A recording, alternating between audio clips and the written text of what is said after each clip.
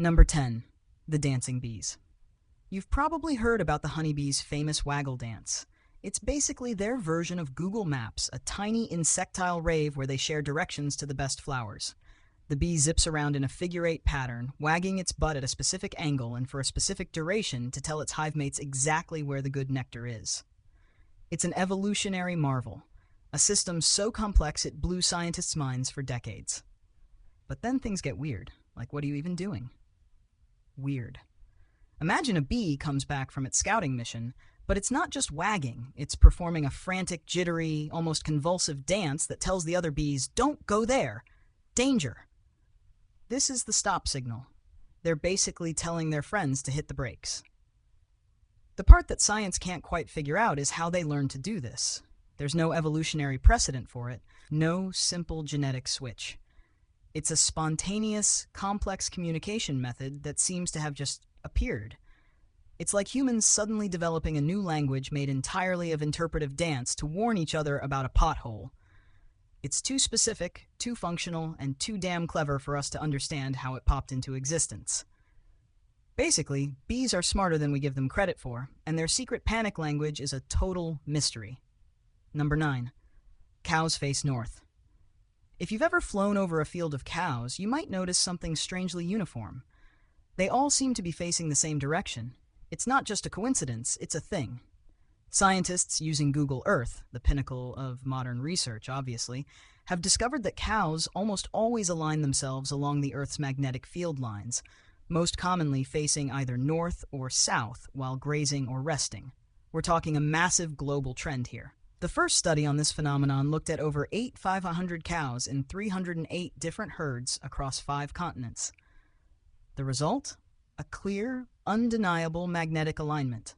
The even weirder part? They have no idea why. It's not about the wind, the sun, or anything else we can easily explain. This isn't some niche behavior. It's a species-wide unconscious habit. Researchers think it might be a vestigial remnant of an ancient navigational ability, but they have no proof. It's as if your car automatically turns toward the nearest McDonald's without you touching the wheel, and you have no idea why. You just know it feels right. The behavior is so universal, it's spooky. Basically, cows are living compasses, and we're just along for the magnetically aligned ride. Number 8. The suicidal lemmings. You've probably heard the myth of the lemmings. These small, fuzzy rodents in the Arctic would supposedly march off cliffs in a mass suicidal frenzy. It's a powerful, dramatic image, right? A tragic collective death march into the sea.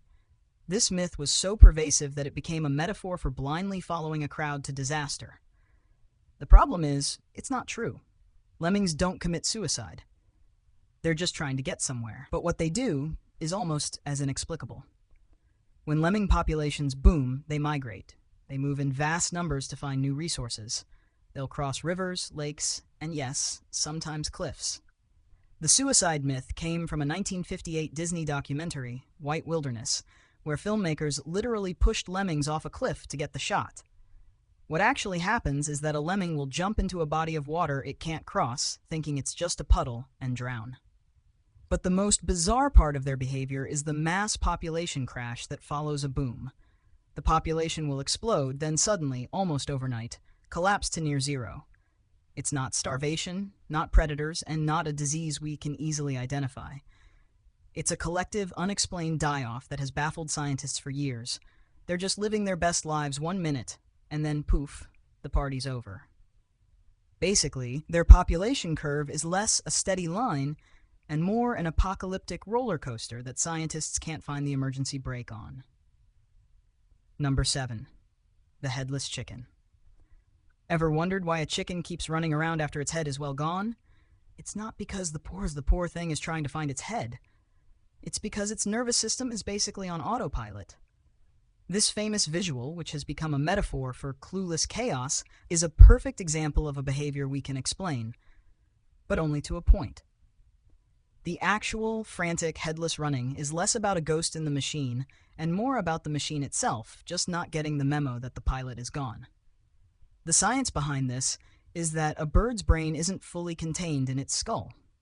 The brain stem, which is responsible for basic motor functions, balance, and breathing, extends down into the neck. When a chicken is decapitated, the spinal cord and a lot of the nerve endings are still intact and still have some oxygenated blood pumping through them. The central pattern generators, or CPGs, in the spinal cord can keep firing, causing the muscles in the legs to twitch and contract. These CPGs are like pre-programmed routines for walking, flying, and running. It's an involuntary reflex, not a conscious choice. The chicken's body is just running its default startup sequence without the primary CPU. The most famous example, Mike the headless chicken, lived for 18 months because the axe missed his jugular vein and a huge portion of his brainstem. He was basically a biological Roomba, navigating the world on pure, unadulterated instinct. This grotesque and fascinating phenomenon highlights a very simple, chilling fact. Your body is a much dumber, more resilient robot than you think. Number 6. Zombie ants. Imagine this nightmare scenario. You're a tiny ant just going about your day when a microscopic fungus lands on you. It begins to grow inside you, a parasite slowly taking over your body. It doesn't just eat you, it hijacks your mind. You suddenly get an irresistible urge to leave your comfortable, safe colony. You start climbing a plant, an act you would never normally perform, up to a specific height where the humidity and temperature are perfect. Then, compelled by a force beyond your control, you clamp your mandibles onto a leaf and stay there. You are a prisoner in your own body, waiting for your inevitable death, while the fungus slowly sprouts a stalk out of your head.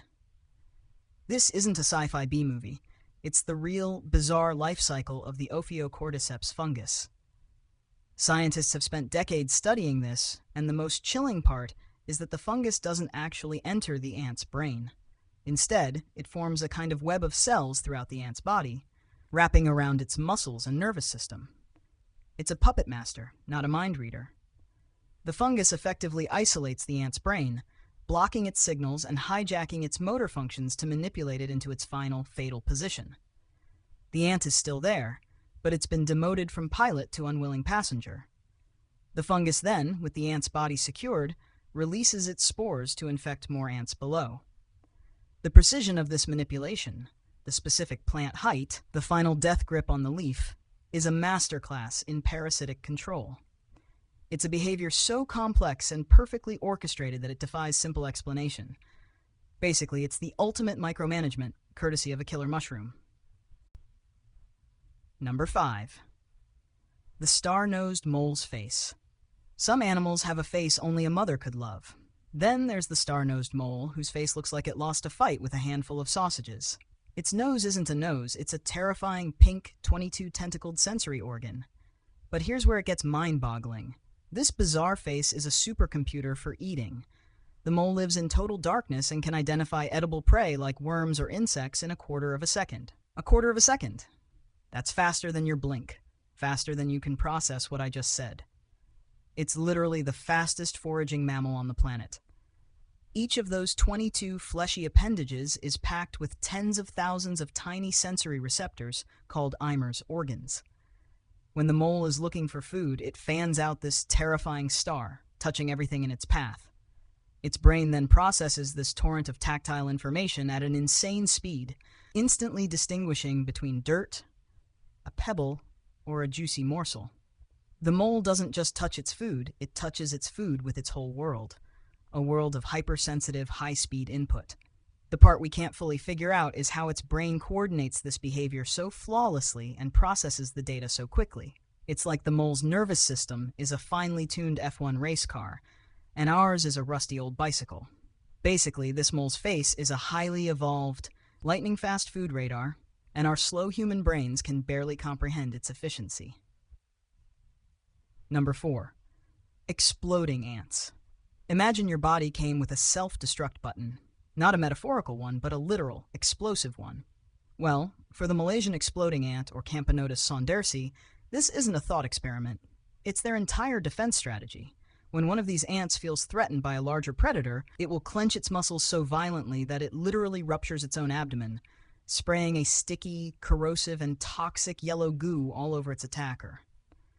The ant dies, of course, but it takes its enemy with it, or at least incapacitates it enough for the rest of the colony to escape. This act of kamikaze self-sacrifice is so bizarre and extreme that it makes you wonder about the bizarre evolutionary path that led to it. They have these enormous, highly pressurized mandibular glands that run the length of their bodies, filled with this toxic secretion. When the ant flexes its muscles, it effectively becomes a living grenade. But the truly mind-bending part is how a species develops a behavior that is, by definition, a one-time use. It's not just a reflex, it's a pre-programmed final act of selfless defense. They aren't just fighting for their colony, they've weaponized their own organs to be the ultimate biological booby trap. It's a level of commitment to a job that we as humans can't even fathom. You get a bad performance review, they get a total body explosion. Basically, their corporate motto is die for the greater good, and they take it way too literally. Number 3. The fairy circles of Namibia. Picture a vast, arid landscape in Namibia. Now, imagine that landscape is dotted with millions of perfectly circular, barren patches of ground, like the polka dots on some great cosmic dress. These are the fairy circles, and for decades they have been a complete mystery to scientists. These circles, which can range from a few feet to over 60 feet in diameter, are completely devoid of vegetation, surrounded by a ring of taller, healthy grass. They appear and disappear over decades, but the pattern is so uniform and widespread that it seems almost too perfect to be natural. We have a couple of theories, and they're both wild. One theory says that the circles are the work of sand termites, which consume all the grass roots in a perfect circle, creating a water reservoir in the middle. The termites are basically acting as tiny underground architects, farming their own patch of green. The other, more poetic theory is that the circles are a result of fierce plant competition for scarce water. In this model, the plants essentially self-organize, with the strongest plants in the outer ring sucking up all the water, leaving the inner circle dead. It's a plant-based Hunger Games, where the strongest survive at the expense of everyone else. We've found evidence for both, but neither fully explains every aspect of the circle's behavior, like why they're so perfectly uniform in shape and size. We're basically arguing whether this is the work of bugs with an architectural plan, or plants with a penchant for polka dots. It's a mystery that makes you question how much control we really have over the unseen forces of nature. Number 2. The hognose snake's Oscar-winning performance. If a snake were an actor, the hognose snake would have an Oscar, a Tony, and a Golden Globe. This is an animal whose fight-or-flight response has been replaced by a put-on-a-full-blown theatrical production response. When threatened, the hognose doesn't just slither away. It begins a dramatic performance of thanatosis, or playing dead, that would make a soap opera star jealous. It hisses, it puffs up its neck like a cobra, and then, when it realizes the bluff isn't working, it just gives up. It writhes and thrashes, convulses like it's having a seizure, and then it goes completely limp, often flipping over onto its back. But the final act is the most baffling part.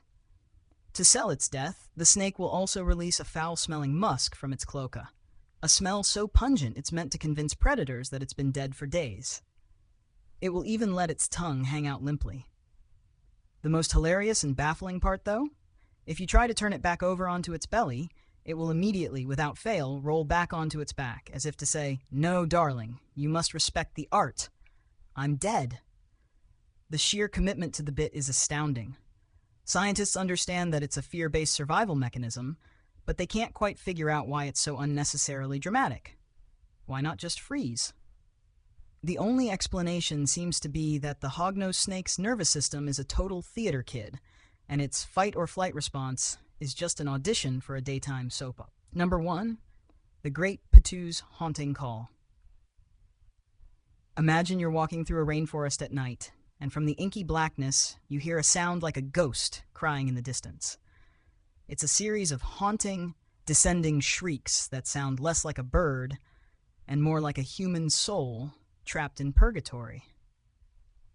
You'd be forgiven for thinking you'd stumbled into a horror movie. But no, you've just met the Great Patu, a bird that looks and sounds like a reject from a Dr. Seuss book. This creature is known for two things: its ridiculously large, frog-like mouth, and its ability to camouflage so perfectly it looks like a broken tree branch. It will freeze in place on a stump, eyes wide and yellow, looking utterly shocked and confused by its own existence. But the real mystery is its call. Scientists have no idea why it makes that noise. It's not a simple mating call, it's not a standard territorial warning, and it's so loud it can be heard from half a mile away. The call's purpose is a complete enigma. It's as if a highly evolved animal developed a sound that is purely for atmospheric dread, inspiring local folklore and terrifying unsuspecting tourists. It's a behavior with no clear ecological function. Basically, this bird is a living enigma with a face that looks like a cartoon character and a voice that sounds like a supernatural event. And science is just as confused about it as you are.